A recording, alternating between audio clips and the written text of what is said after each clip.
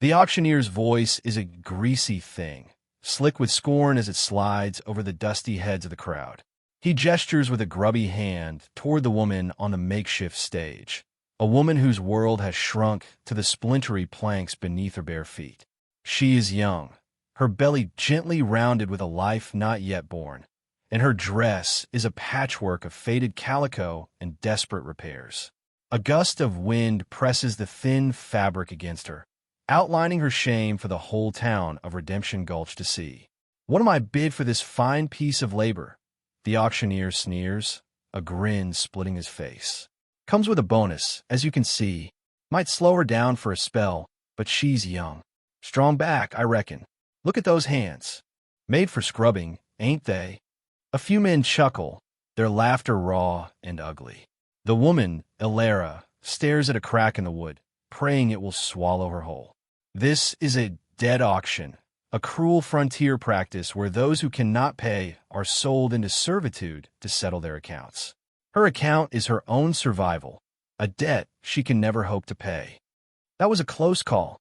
Before we see how our heroine navigates this, tell us in the comments, what's the toughest situation you've ever had to survive? And if you admire pure grit, hit that like button and subscribe. She knows what they see: a fallen woman, ruined goods, a burden to be had for a pittance. The man who put this child in her belly, the deputy's own smiling nephew, is likely in this very crowd, his betrayal a fresh, hot brand on her soul. He had promised her a home, a name, a life. He had left her with nothing but a tattered dress and the weight of public disgrace. The bidding starts low, insulting. A handful of cents for a human life. The mockery is the point. It's a lesson to any other girl who might think of trusting a sweet-talking man with a silver tongue. The auctioneer points to a rancher known for his cruelty. $1. Do I hear $1.50? He's enjoying this, drawing out, painting her humiliation in lurid colors for everyone to savor. The sun beats down, and Ilera feels a wave of dizziness. Then, through the haze of her despair, a new silence falls. It's not the quiet of disinterest, but the sharp, sudden quiet of shock. At the back of the crowd, a figure has moved. A man, tall and broad-shouldered, stands apart from the others. He is Silas Blackwood, the cattle baron whose vast lands border the edge of civilization, a man whose skin is the color of rich earth. He is a myth in Redemption Gulch, a figure of immense wealth and quiet power, respected for his holdings but never, ever accepted. He meets the auctioneer's gaze, his own eyes as dark and unreadable as a starless night. He says nothing. He simply raises a hand clad in a fine leather glove. The gesture is clean, deliberate, and it cuts through the grimy spectacle like a shard of glass. A collective gasp ripples through the crowd. The auctioneer's smirk falters, his greasy confidence curdling into confusion and then fury. With that one silent, elegant motion, Silas Blackwood has just entered the bidding, and the fate of the girl in the ragged dress hangs suspended in that charged, uncertain air. The silence that followed Silas Blackwood's gesture was heavier than the humid press of the Texas sun. It was a weighted, watchful stillness, thick with the unspoken prejudices and rigid hierarchies of Redemption Gulch. The men who had been laughing moments before now shifted their feet, their eyes darting from the imposing figure of the black cattle baron to the pale, trembling girl on the block. Silas did not lower his hand. His gaze remained fixed on the auctioneer, a look of such profound and immovable stillness that it seemed to pull all the sound from the dusty square. Ilera risked a glance. She had heard the whispers about Silas Blackwood. They called him the Shadow King of the Plains, a man who had clawed his way up from nothing to build an empire of longhorns and land that dwarfed any other in the territory. They spoke of his wealth with a mixture of envy and resentment, his success an affront to their established order. He was a specter on the edge of their world, seen only on rare trips to town for supplies, his buckboard always laden, his face always a mask of impassive dignity. To see him here, participating in this sordid affair, was unthinkable. The auctioneer, a portly man named Jedediah Sloat, recovered his voice, though it had lost its oily confidence. "Well, now," he stammered, his eyes narrowing. "Mr. Blackwood, a surprise to see you taking an interest in local affairs." The insinuation was clear, the poison dripping from every word. This was a white woman's auction, a matter for the decent folks of the town. Silas's voice, when it came, was a low rumble that carried effortlessly over the crowd, deep and resonant like the earth itself. "The bid," he said, not a question, but a command. Sloat's face flushed a blotchy red. He was caught. To deny Blackwood's bid was to deny his money, and in the West, coin was a power that transcended even the most deeply ingrained bigotry. But to accept it was to validate the man, to allow him to participate as an equal. He looked to the crowd for support, but found only uneasy, averted gazes. He saw Sheriff Blevins watching from the shade of the land office, his face a careful blank, offering no help. $1 is the current bid, Sloat said, spitting the words out. From Mr. Abernathy. Silas gave a nearly imperceptible nod. He did not offer a counterbid. He simply stated a fact. $20. A shock wave went through the crowd. $20 was a staggering sum for an indentured contract, more than most of these men earned in 2 months. It was an amount that transformed the auction from a spectacle of humiliation into a serious transaction. It was also a blatant display of power, a dismissal of their pathetic $1 insults. Abernathy, a man whose cruelty to his livestock was legendary, paled and took a half-step back, shaking his head. He was out. No one else dared to make a sound. $20, Sloat repeated, his voice now tight with fury. He was being made a fool of. Going once, going twice. He slammed his gavel down on the barrel beside him, the crack of the wood like a gunshot in the tense air. "Sold. To Mr. Blackwood. For $20. The words hung there, obscene and final. Alara felt her knees buckle. She had been sold. The identity of the buyer was almost irrelevant in the face of that horrifying reality. She was property, from one prison to another. She squeezed her eyes shut, waiting for the rough hands that would claim her, for the shove towards a new, unknown torment. Instead, she heard the soft thud of boots on the wooden steps. When she forced her eyes open, Silas Blackwood stood before her. He was even taller up close, a mountain of a man who blocked out the sun. He didn't look at her with the leering hunger she'd seen in other men's eyes. His expression was impossible to read, a landscape of stoicism carved from hard years.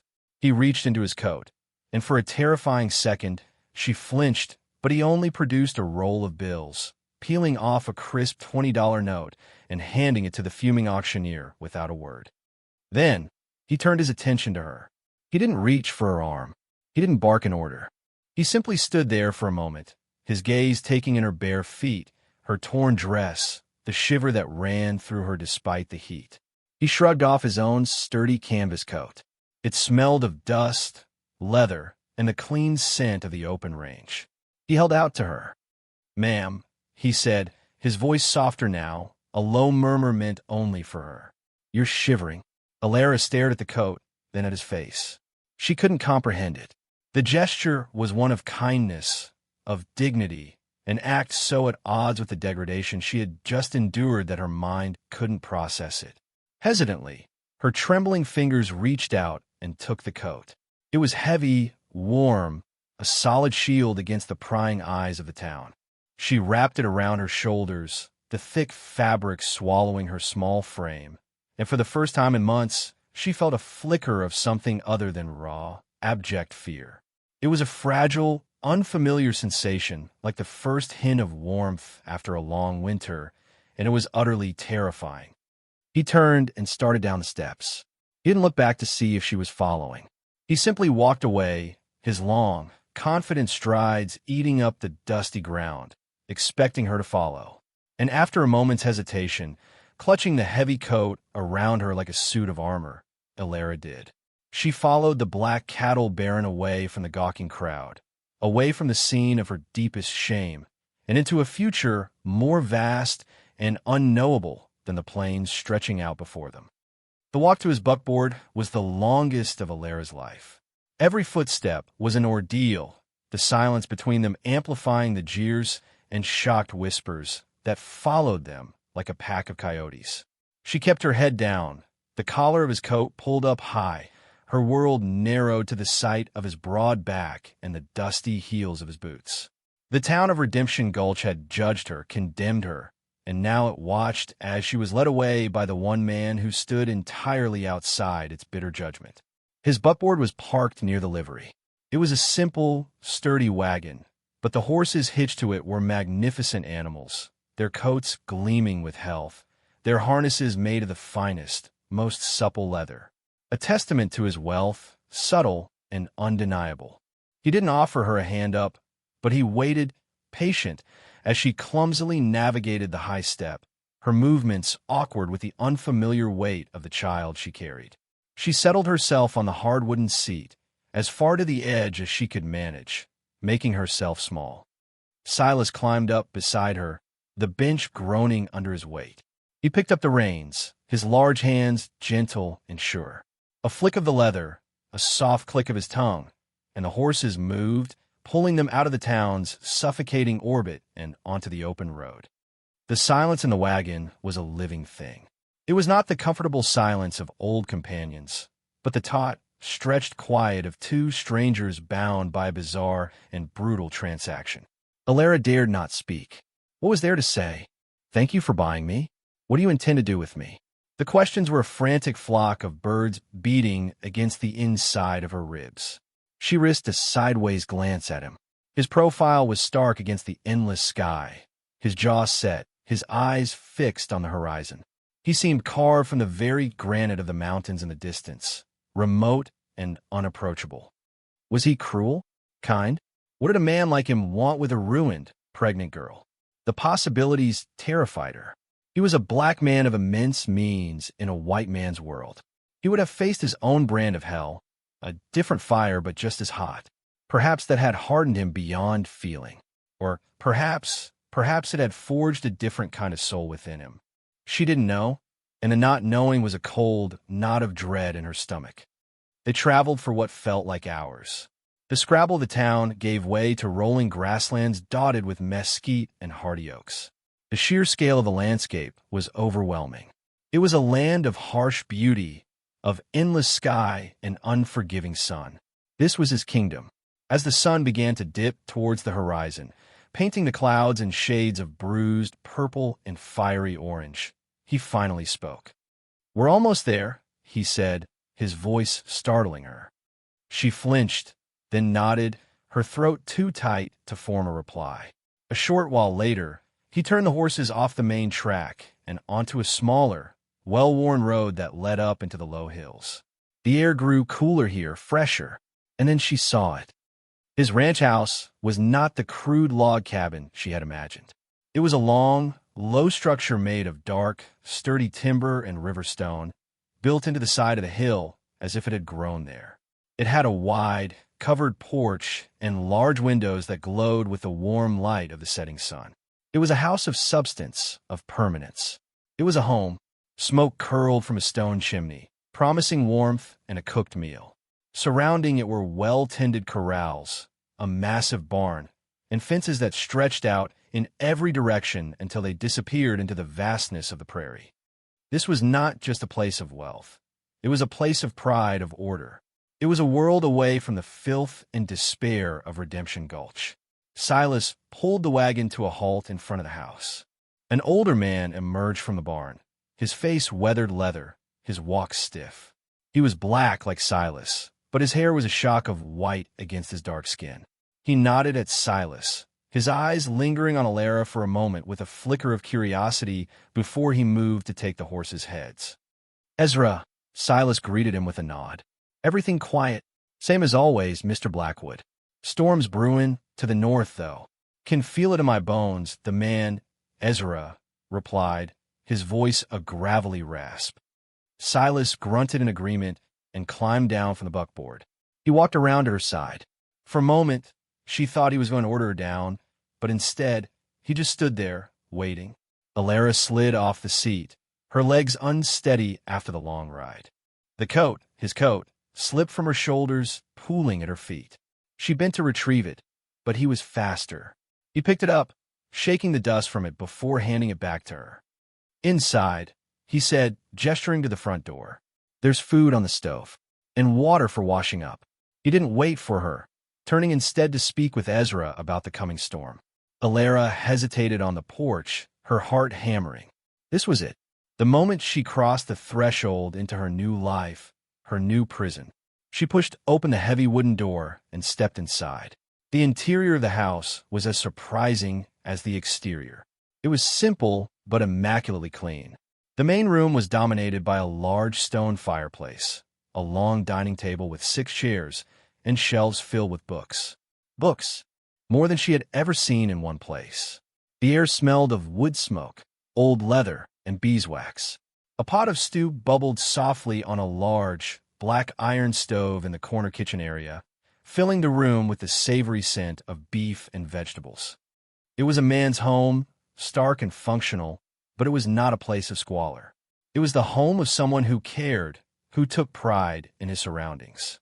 There were no feminine touches, no curtains on the windows or rugs on the polished wood floors, but there was a profound sense of peace, an orderly quiet that was the complete antithesis of her life for the past several months. She stood just inside the door, clutching the coat, feeling utterly out of place. She was a piece of filth tracked into this clean, quiet world. A ragged, pregnant girl bought at a dead auction. She didn't belong here. Silas entered behind her, his large frame filling the doorway. He closed the door, the soft click of the latch sealing them inside. He walked past her to the stove, lifted the lid on the pot, and stirred the contents with a ladle. "You're hungry," he stated, not asking. He ladled a generous portion of the thick stew into a bowl, cut a thick slice of bread from a loaf on the counter, and placed it all on the table. He pulled out a chair. "Sit, eat." She stared at the food, her stomach clenching with a hunger so fierce it was painful. But she couldn't move. She was his property now. Was this a test? Was she expected to serve him first? He seemed to understand her paralysis. He let out a long, slow breath, a sound of weary patience. "Miss," he said, and the formal address was so unexpected it made her look up. "My name is Silas Blackwood. I have bought your indenture. That means your debt is paid. It does not mean I have bought you."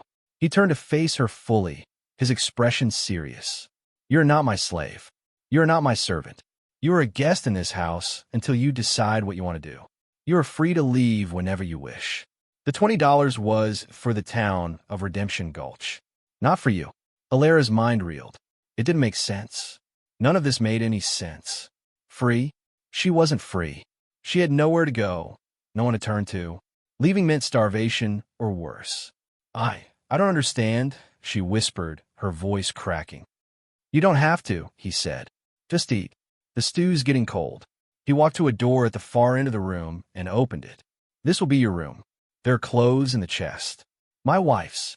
They should fit well enough for now." He said the word wife with a strange flatness, a door closing on a part of his life long ago.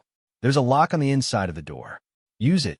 With that, he turned and walked out of the house, back into the twilight, leaving her alone in the warm, quiet room with a bowl of stew, a locked door, and a world of bewildering, terrifying kindness.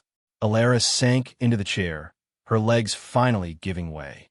She looked at the food, then at the closed door of the room he'd given her, then back at the food. And for the first time since her world had fallen apart, she put her head down on the sturdy wooden table and wept. The first few days at the Blackwood Ranch passed in a haze of confusion and exhaustion for Alara.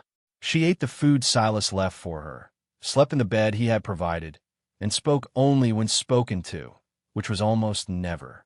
The room he had given her was small and sparse, containing only a narrow bed, a wooden chest, and a small washstand. But the bed had clean linens, and the chest held several simple, well-made dresses and shifts of soft, worn cotton. They were much finer than anything she had ever owned. Trying one on, she felt a pang of something sharp and sad. These were the clothes of a ghost, the cherished possessions of the wife he had mentioned so briefly.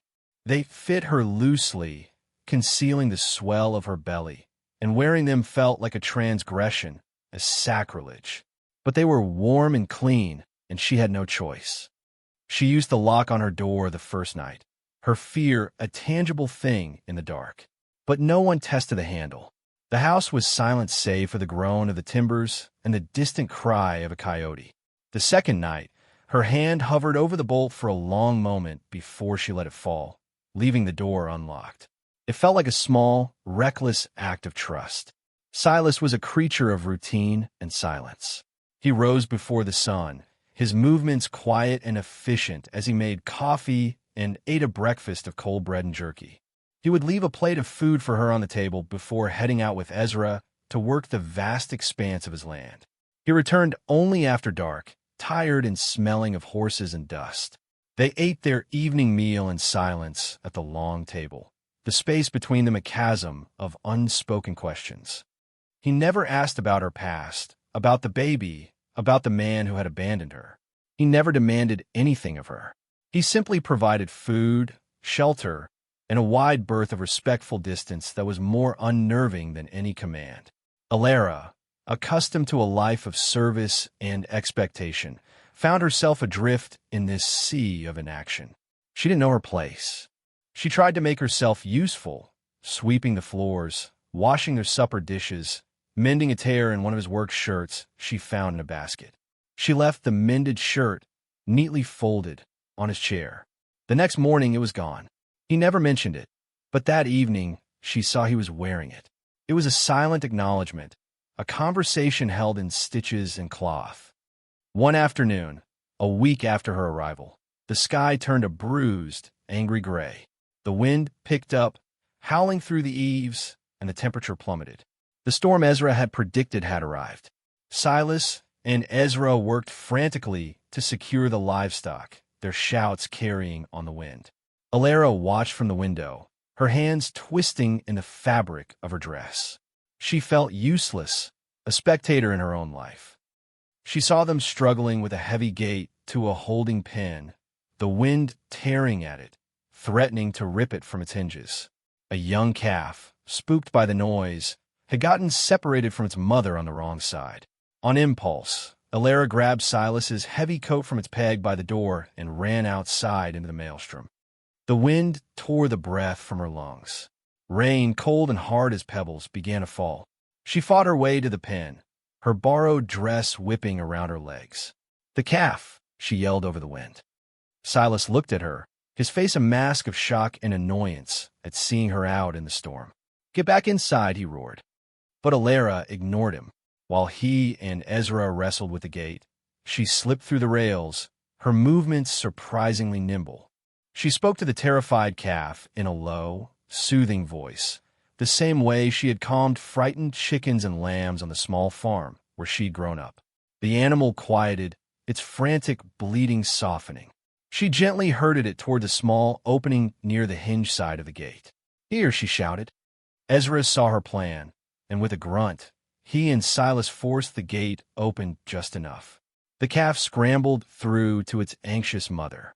With the animal safe, they finally managed to slam the gate shut and drop the heavy locking bar into place.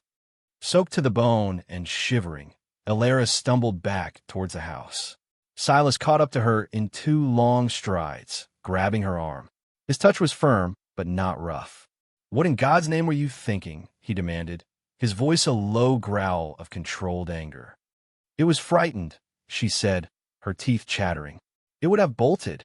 He stared at her, rain plastering her hair to her face, his coat hanging off her small frame. The anger in his eyes seemed to war with something else, something she couldn't name. He let go of her arm. "Get inside before you catch your death," he said, his voice softer now. He followed her in, dripping water onto the floorboards. He stoked the fire, adding logs until it blazed, casting a warm, dancing light across the room. He handed her a rough towel. "Go change," he ordered. When she returned, wrapped in a dry dress, he had a steaming mug of coffee laced with a healthy dose of whiskey waiting for her. He had one himself, and he stood by the fire, staring into the flames. "You're good with animals," he said after a long silence. "I grew up on a farm," she replied quietly, cradling the warm mug in her hands. It was the first piece of her past she had offered him. He nodded, accepting the information without prying for more. "My wife, Sarah," he said, his gaze still on the fire. She was like that. Had a touch. Animals just trusted her. It was the first time he had volunteered anything about himself, about the ghost who owned the clothes on Alara's back and the empty spaces in this big house. The mention of his wife created a new, strange intimacy between them, a shared moment of melancholy in the heart of the storm. What happened to her?" Alara asked, her voice barely a whisper. He was silent for so long she thought he wouldn't answer. "Fever," he said finally, his voice flat and devoid of emotion, a stark contrast to the grief she could now see etched in the lines around his eyes. "Took her and our boy. 5 years ago." The confession hung in the air between them, raw and heavy. Now she understood. The emptiness of the house, the books on the shelves, his profound and solitary sadness. He wasn't just a man who lived alone. He was a man hollowed out by loss. And in that moment, looking at this powerful, lonely man, Alara felt a pang of empathy so sharp it stole her breath. He had not bought her out of pity or charity. He had seen a woman in distress, a child on the way, and he had acted to save a life, perhaps in memory of the ones he could not. The storm raged outside, but inside the sturdy house, by the warmth of the fire, a different kind of wall had been breached. It was a fragile understanding, built not on words, but on a shared moment of vulnerability. She was a woman who had lost her future. He was a man haunted by his past. And here, in this unlikely sanctuary, there were simply two people sheltering from the storm. That night, for the first time, the house did not feel empty. It felt like a beginning. The weeks that followed the storm settled into a new rhythm, a quiet cadence of shared existence. The unspoken barrier between Silas and Alara had been irrevocably altered. The silence was no longer heavy with suspicion, but filled with a comfortable, companionable weight. They still spoke little, but their actions began to form a language of their own. Alara took over the running of the house, not as a servant, but as a partner. She cooked meals that were more than mere sustenance, rediscovering old recipes from her childhood, filling the kitchen with the scent of baking bread and simmering herbs. She found a broom closet full of Sarah's things, neatly folded tablecloths, pots of dried lavender, and a sewing box. With a hesitant reverence, she brought these small touches back into the house. A checkered cloth on the long table, a small vase of wildflowers on the mantelpiece. She didn't try to erase the memory of his wife. She felt as if she were merely waking the house from a long, sad sleep. Silas watched these small changes without comment, but she noticed the way his eyes would linger on the vase, or how he'd run his hand over the tablecloth before sitting down to eat. One evening, he came in from the barn carrying a rough, wobbly stool. "My boy made this," he said, his voice low. He was 6. Sarah kept it by the fire for her sewing. He set it down next to the hearth, in the exact spot where Alara had taken to sitting in the evenings to mend their clothes.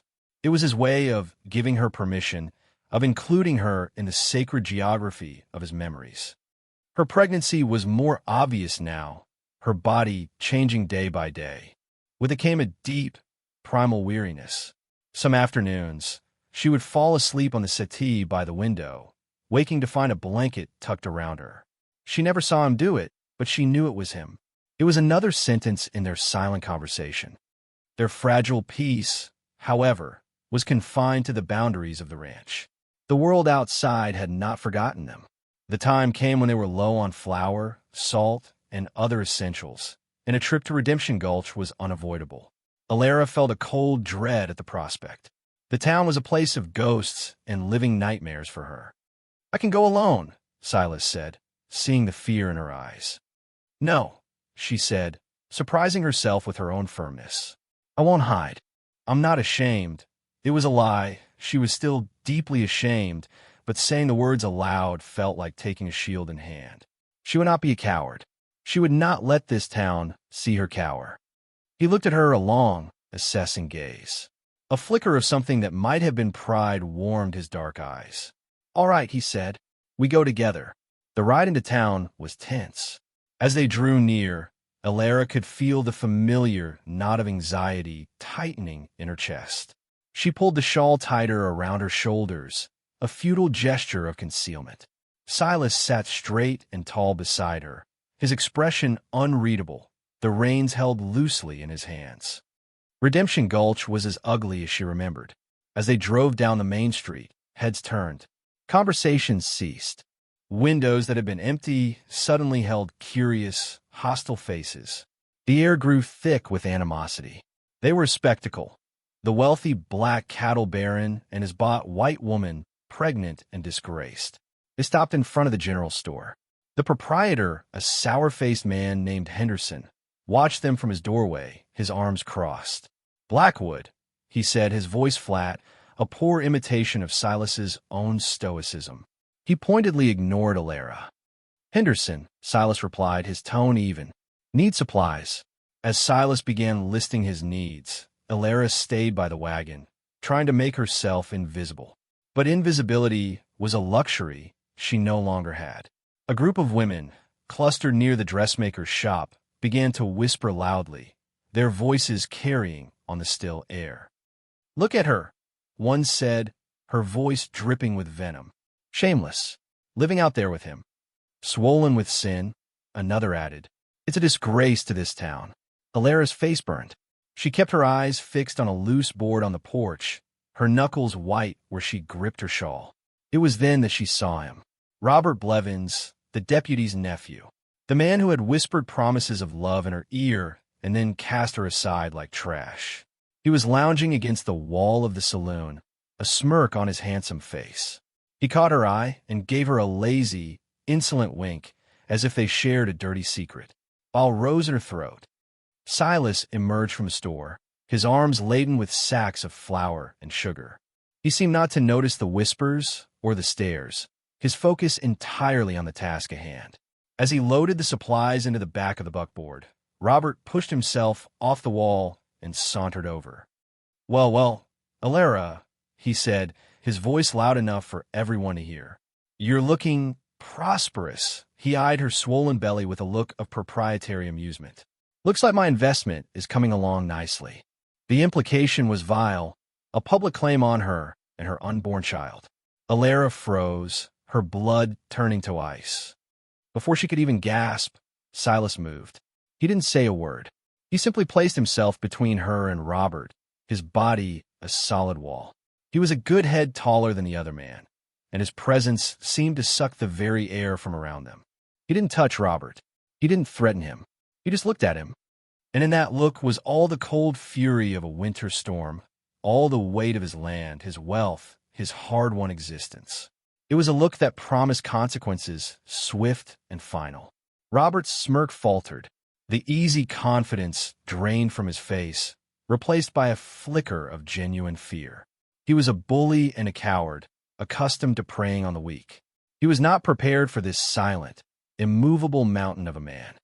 "Just saying hello to an old friend," Robert stammered, taking a step back. "She is not your friend," Silas said, his voice a low, dangerous rumble. "And you will not speak to her again." It was a declaration, an order absolute and final. Robert Blevins, nephew of the sheriff or not, paled. He looked around for support, but the onlookers, who had been enjoying the drama, now seemed uneasy. They had witnessed a line being drawn, a challenge issued by a man who did not make idle threats. Robert gave a weak, shaky nod and scurried back across the street to the safety of the saloon. Silas finished loading the supplies and climbed back onto the wagon seat. He didn't look at Alara, but she felt the protective energy radiating from him, a shield as real and solid as the coat he had once given her. He flicked the reins, and they pulled away, leaving the silent, staring town behind them. The ride back to the ranch was quiet, but the nature of the silence had changed once more. It was charged with the aftermath of the confrontation. Alara felt a strange mix of emotions, the lingering sting of humiliation, the cold terror of seeing Robert again, but also a new, fierce surge of gratitude. Silas had defended her. He had stood for her, publicly claiming her as his to protect. He had faced down her tormentor without violence, using only the sheer force of his will. As their ranch came into view, a sanctuary of peace against the vast sky, Alara knew something had shifted within her irrevocably. The fragile trust she had been building had just been forged into something harder, something stronger in the fire of public hatred. She looked at the man beside her, at his stoic profile and his capable hands on the reins, and realized with a startling jolt that she was no longer afraid of him. She was afraid for him, and she was afraid of losing the strange, quiet world they were building together.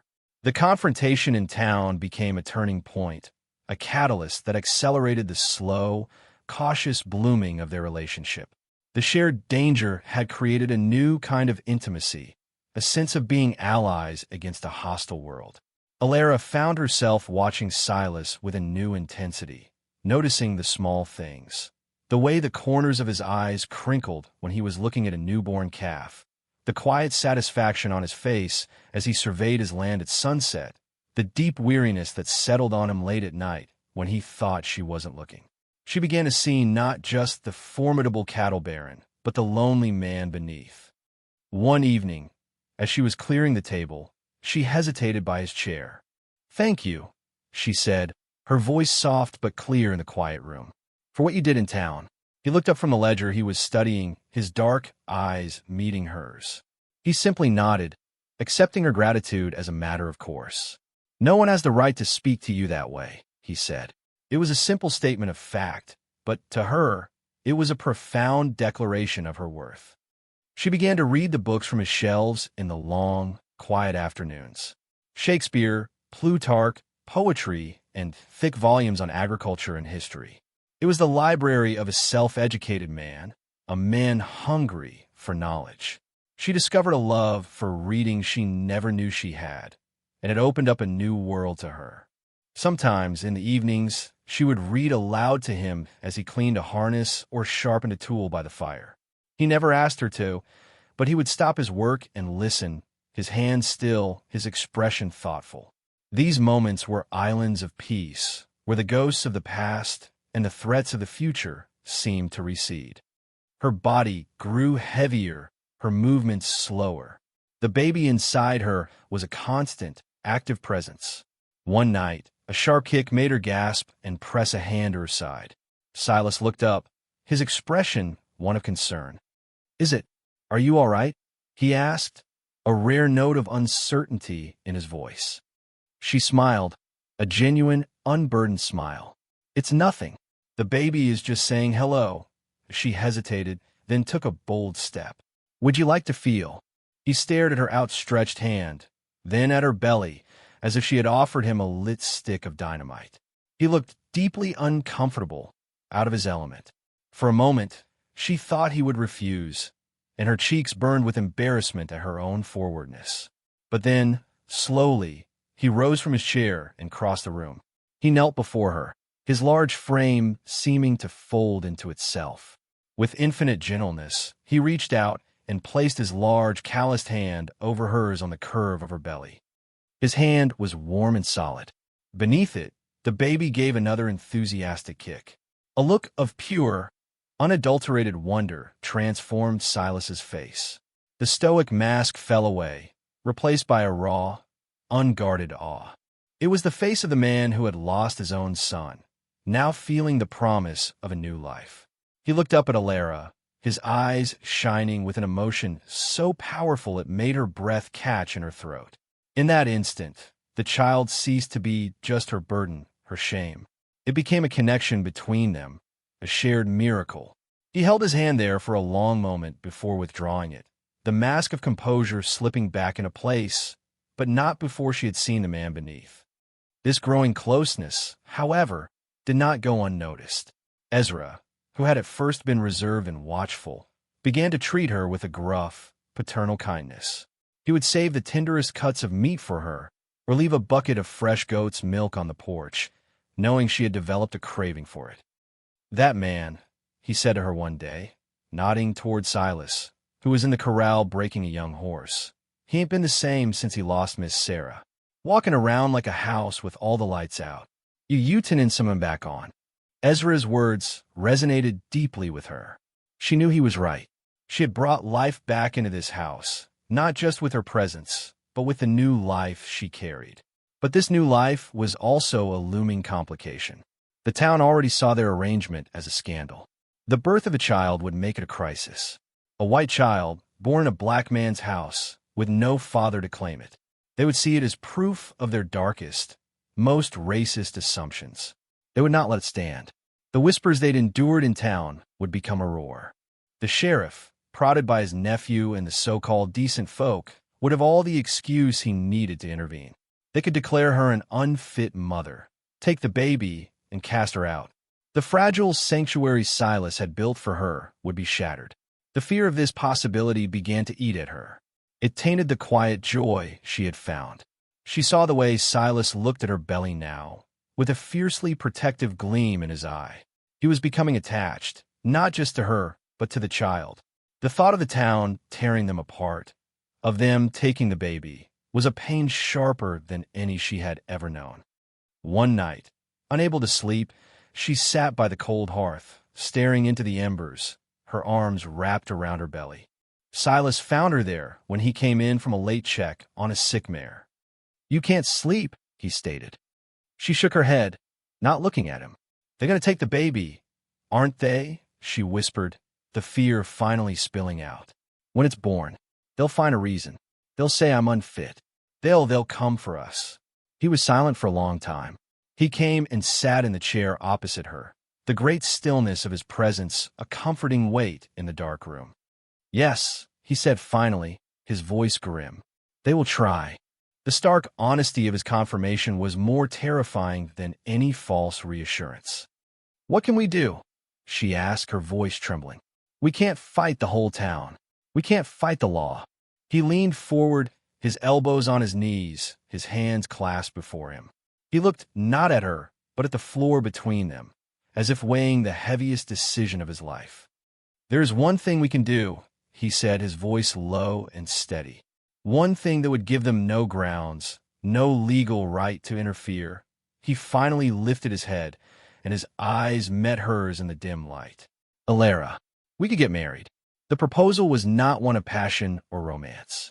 It was a strategic move on a battlefield, a marriage of protection. He was offering her his name, the shield of his wealth and his formidable reputation, to protect her and the child.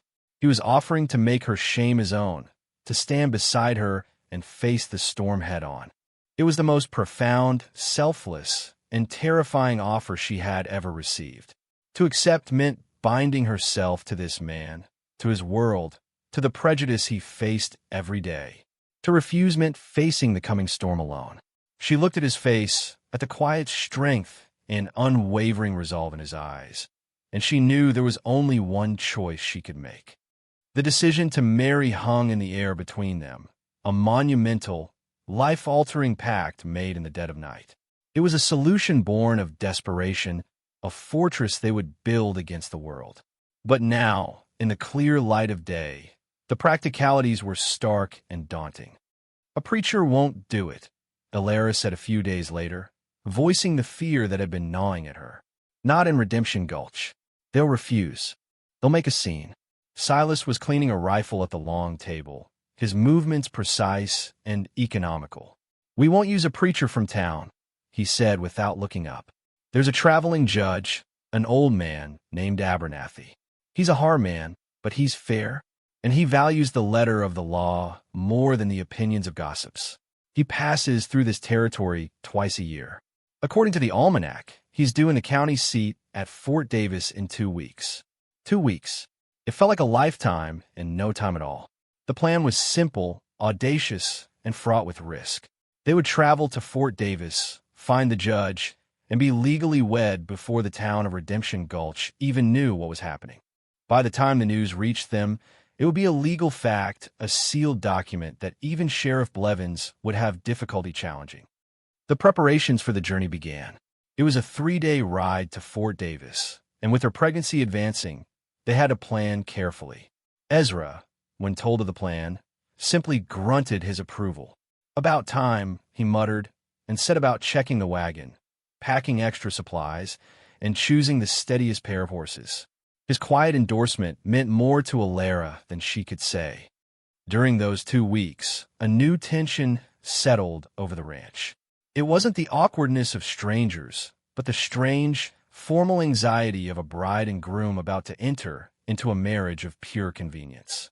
They were about to bind their lives together, yet they had never so much as held hands. Alara found herself wondering about Sarah, his real wife. She was marrying a man who still loved a ghost. What kind of life could that be? The night before they were to leave, she found a small, wooden box on her bed. Inside, nestled on a piece of faded velvet, was a simple, slender ring of gold. It was not ornate, but it shone with a soft, warm light. She knew, without having to be told, that it had been Sarah's. She felt a sharp, painful pang. This was wrong. She couldn't wear this woman's ring. She took the box and went to find Silas. He was on the porch, staring out at the star-dusted plains, a solitary figure in the vast darkness. "I can't," she said softly, holding out the box. This was hers. He turned, his face shadowed. "She would have wanted you to have it," he said, his voice quiet. "Sarah, she was a kind woman. She would not want a child to be unprotected. She would have understood. But it's not right," Alara insisted, her voice thick with emotion. "This is a memory of love. Our marriage is not." He took the box from her, his fingers brushing hers. The touch was electric, a brief spark in the cool night air. He looked down at the ring, then back at her. "The reason for it doesn't change the meaning of it," he said, his voice a low rumble. "It's a promise to protect, to provide, to stand with. That has its own kind of truth, Alara." He was right. Their marriage wouldn't be built on whispered sweet nothings and romantic dreams, but on something far more tangible: loyalty, respect, and a shared will to survive. It would be a truth forged in hardship, not whispered in moonlight. "All right," she whispered, her resolve hardening. She would wear the ring. She would accept the promise. The journey to Fort Davis was arduous. The wagon jostled over the rough terrain, and every jolt seemed to settle deep in Alara's bones. Silas drove with immense care, avoiding the worst of the ruts and stopping frequently to let her walk and stretch. They camped under the stars, the vast, silent prairie their only witness. The first night, they sat on opposite sides of the campfire, the unspoken reality of their impending marriage creating a new, formal distance between them. But by the second night, as a chill wind swept down from the mountains, Alara found herself shivering. Without a word, Silas took the heavy wool blanket from his own bedroll and draped it over her shoulders. She leaned back against the saddle, he sat against a wagon wheel, and they watched the flames in a shared, comfortable silence. Fort Davis was a bustling army outpost and county seat, larger and more diverse than Redemption Gulch. The presence of soldiers and merchants from all over the territory gave it a more tolerant, businesslike atmosphere. No one gave them more than a passing glance. Here, they were just another man and woman going about their affairs. They found Judge Abernathy holding court in a makeshift office above the sutler's store. He was a thin, bird-like man with piercing blue eyes and a fringe of white hair. He looked them over, his gaze sharp and assessing, lingering on Alara's belly and then on Silas's dark skin. Alara's heart sank. She saw the familiar flicker of prejudice in his eyes. "State your business," he said, his voice dry as dust. "We wish to be married," Silas said, his voice calm and steady. He placed the necessary papers and the fee on the judge's cluttered desk. The judge picked up the papers, his eyes scanning them. He looked from Silas to Alara and back again. "You know what the good people of this territory will say about this union, Mr. Blackwood?" "I'm aware of their opinions," Silas replied, his tone even. "I'm also aware of the law. There is no statute in this territory that forbids this marriage." Judge Abernathy leaned back in his chair, tapping his fingers on the desk. He was testing them, probing for weakness. "And you, miss," he said, turning his sharp gaze on Alara, "are you entering into this contract of your own free will? You are not under any duress."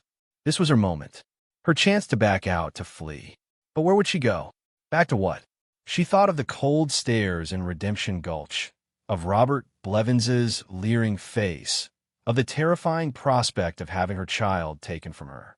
Then she thought of Silas's quiet strength, of the blanket he'd given her in the cold, of the look of wonder on his face when he'd felt her baby kick. She stood a little taller.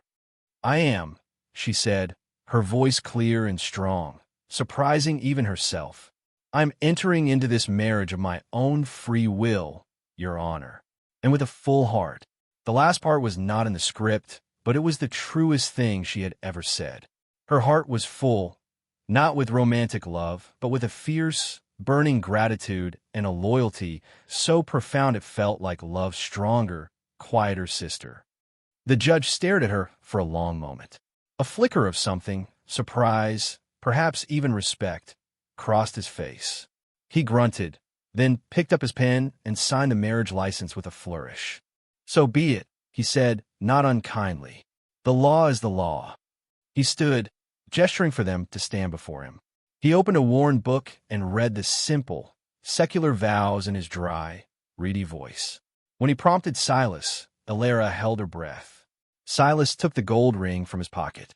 His large, dark hand trembled almost imperceptibly as he took her left hand.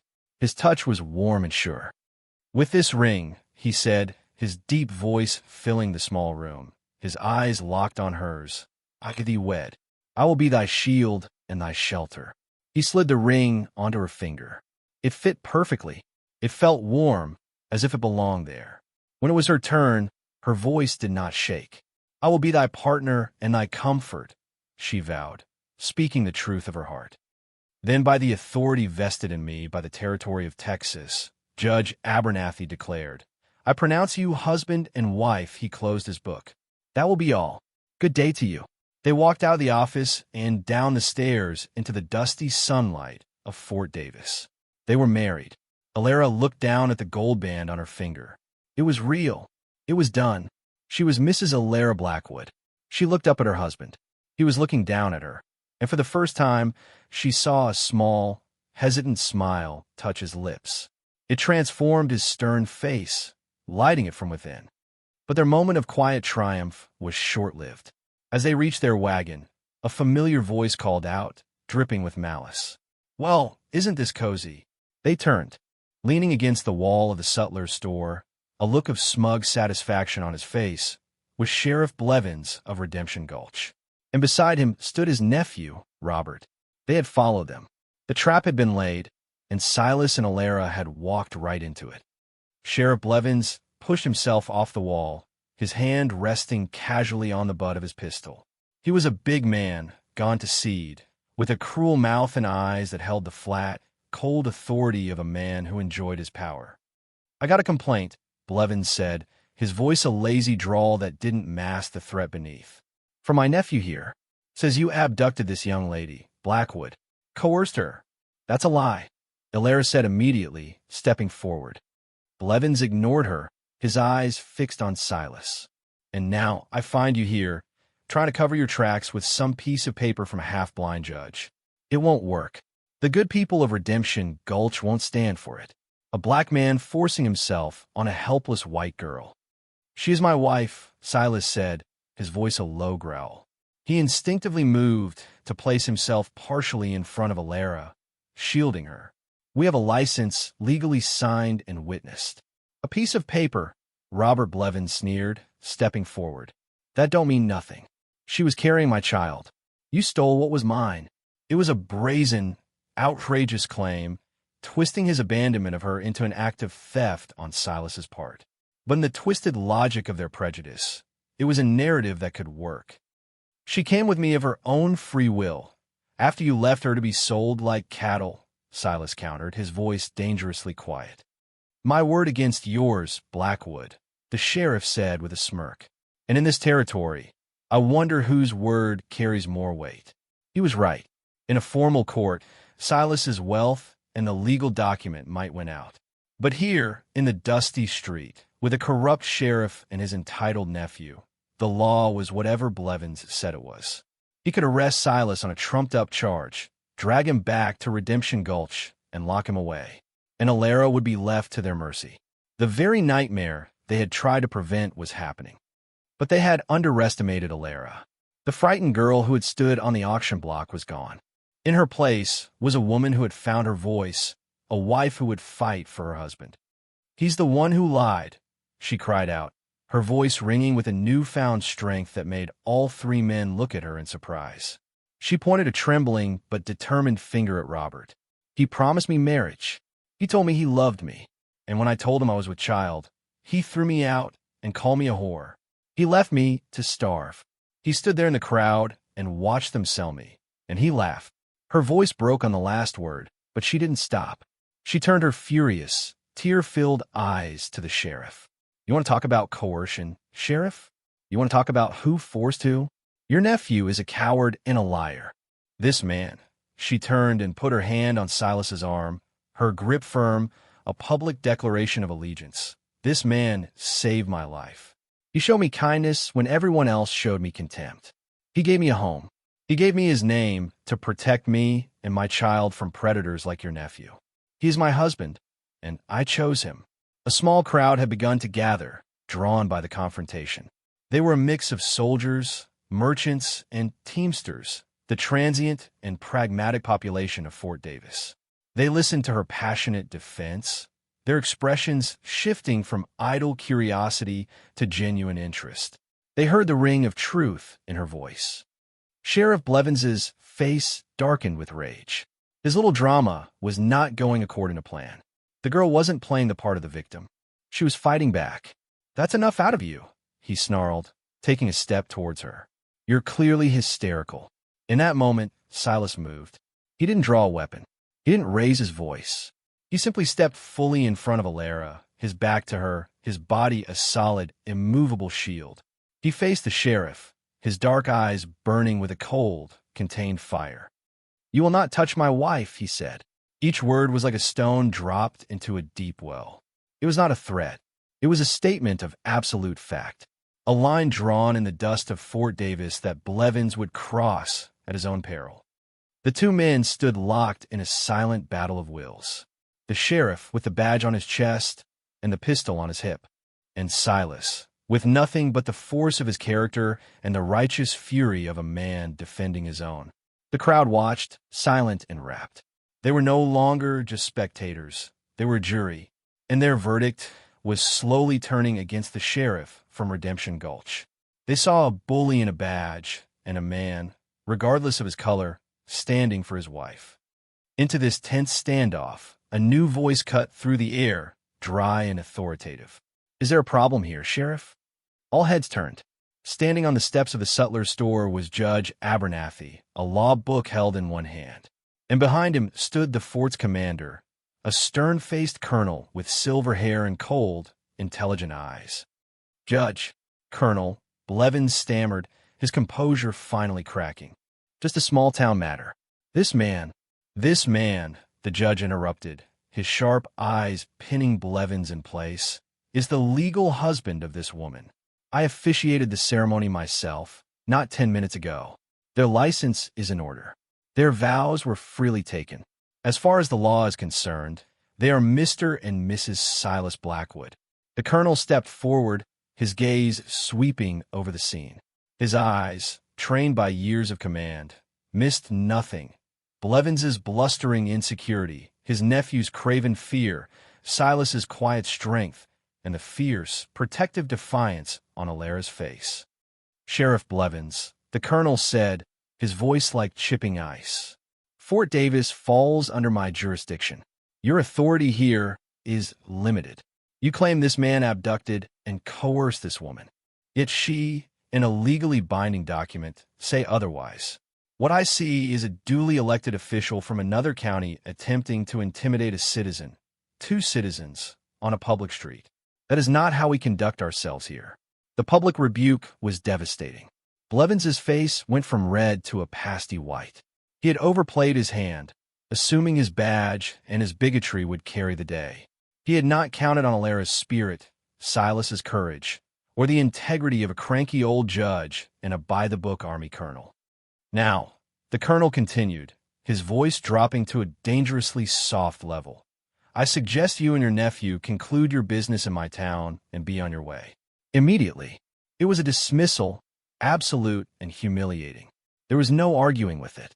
Sheriff Blevins shot Silas a look of pure, venomous hatred, a promise of future trouble, but he said nothing. He grabbed his nephew by the arm and practically dragged him away, their retreat a walk of shame before the silent, watching crowd. The moment they were gone, the tension broke. Alara felt her legs go weak, and she sagged against Silas. His arm came around her, strong and steady, holding her up.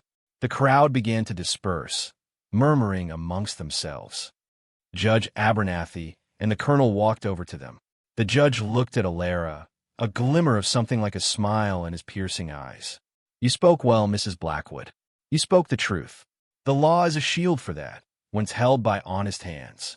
The colonel nodded at Silas, a gesture of respect from one man of authority to another. "You have a fine, courageous wife, Mr. Blackwood. So you get her home safely." With that, they two turned and left. Silas and Alara were alone again, standing by their wagon in the afternoon sun. The threat had been met and, for now, vanquished. They had stood together, faced down their enemies, and their bond, forged in desperation and convenience, had been tempered into something unbreakable in the fires of confrontation. Silas looked down at her, his hand still resting on her arm. His face was filled with a profound, raw emotion she had never seen before. It was gratitude, relief, and a fierce, wondering pride. "Alara," he said, his voice thick. "My wife." He said the words differently this time, not as a legal status, but as a title of honor. She looked up at him, at this incredible man who had bought her, sheltered her, protected her, and now stood beside her as her husband. She leaned her head against his sturdy chest, the gold band on her finger a warm, solid promise against his skin. They had won. The road ahead was still uncertain, but they would face it together.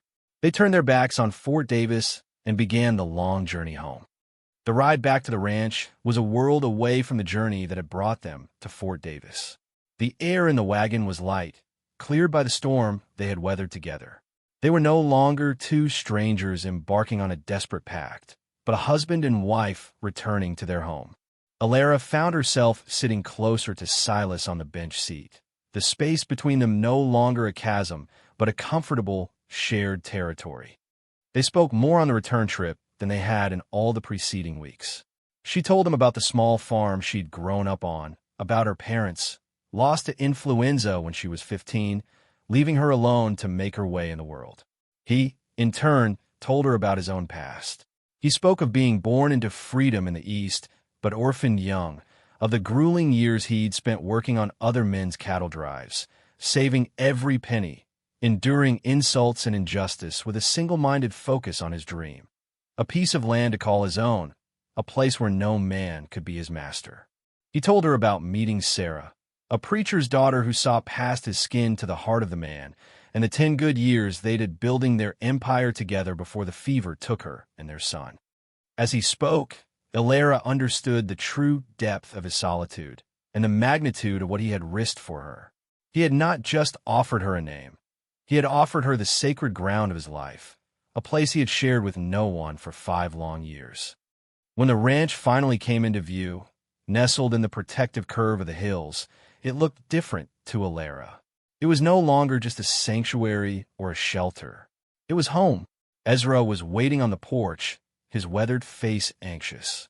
He took one look at the gold band on her finger and the relaxed set of Silas's shoulders, and a slow, wide grin split his face. "Welcome home, Mrs. Blackwood," he said, the words a balm to her soul. Life settled into a new, deeper rhythm. The word wife was a constant, quiet hum beneath the surface of their days. Silas no longer left her portion of food on the table in the morning. Instead, he would wait for her to wake, and they would share their coffee in the gray light of dawn. He started to bring her things from his rides across the rangeland: a curiously shaped stone, an eagle's feather, a spray of late-blooming bluebonnets.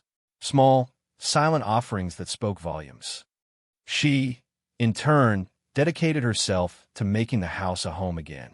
She aired out Sarah's hope chest, washing the fine linens and quilts and putting them to use. She did not feel like an imposter anymore. She felt like a custodian, honoring the love that had built this place while planting the seeds of a new one. The baby grew heavy within her, and as her time drew near, a new, tender anxiety filled the house. Silas began to stay closer to the homestead, finding tasks in the barn or the nearby corrals. He and Ezra built a sturdy cradle, its wood sanded smooth as silk, and placed it in the bedroom beside her bed. One crisp autumn evening, as the sun set in a blaze of glory, the first pains came, sharp and insistent. Fear, cold and primal, gripped her, but Silas was there. He was calm, his presence a rock in the swirling sea of her pain. He sent Ezra riding for a woman from a neighboring ranch, miles away, who served as a midwife, but he never left her side. He held her hand, his large, strong grip a lifeline. He wiped her brow with a cool cloth and spoke to her in his low, steady voice, telling her of the land, of the stars, of the strength he saw in her. Hours later, as the first light of dawn streaked the sky, their child was born. A daughter, healthy and strong, with a tuft of dark hair and eyes that, when they opened, seemed to hold all the wisdom of the world.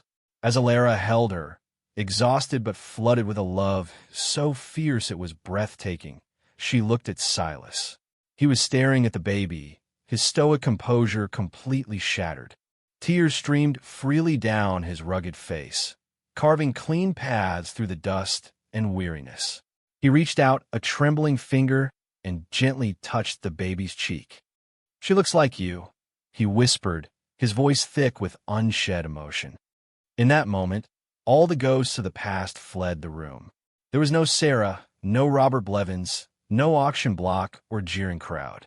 There was only the three of them, a family forged in the most unlikely of circumstances, bound by courage, honor, and a love that had grown, quiet and deep, in the shelter of the plains.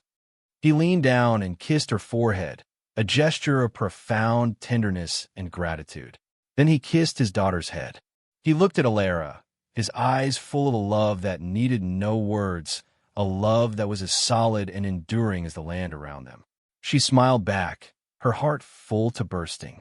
Here, in this quiet room, with her husband by her side and her daughter in her arms, the ragged, pregnant bride who had been mocked by an auctioneer was gone forever.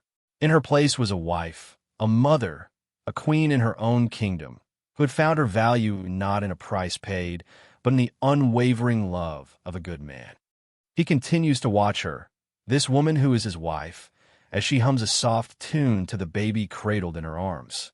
The morning sun streams through the window, illuminating the fine particles of dust dancing in the air, turning them to gold. The simple tune fills the quiet house, a sound of contentment that has become the new heartbeat of his home. He looks from her face, soft with love, to the tiny, perfect form of their daughter, and he knows with a certainty that settles deep in his soul that when he raised his gloved hand in that dusty town square, he hadn't just bought a woman's indenture. He bought back his own life. Thanks for watching. If you believe in compassion, overcoming prejudice, and finding love in unexpected places, give this story a like and subscribe for more. They found their justice and happiness. What part of their journey against prejudice touched you the most? Let us know below.